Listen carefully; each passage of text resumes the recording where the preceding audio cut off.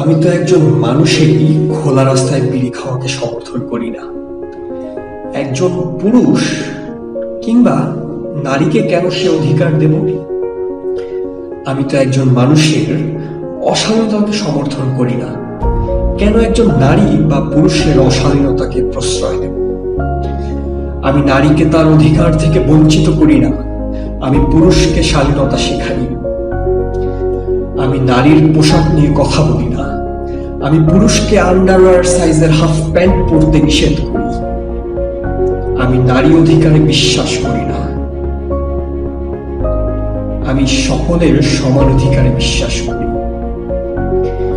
তাই সুপার শপে যখন নারীকে টাকা গুনতে গিয়ে ক্যাশিয়ার পুরুষকে ফ্রিজ পরিষ্কার করতে ঢোকানো হয়, তখন আমি গর্জে উঠি।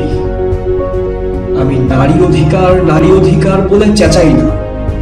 বাসে যখন আমার বোনকে ওরা খুদলে খেতে নেয়, তখন আমি আমার বোনের জন্য আসন ছেড়ে দিই।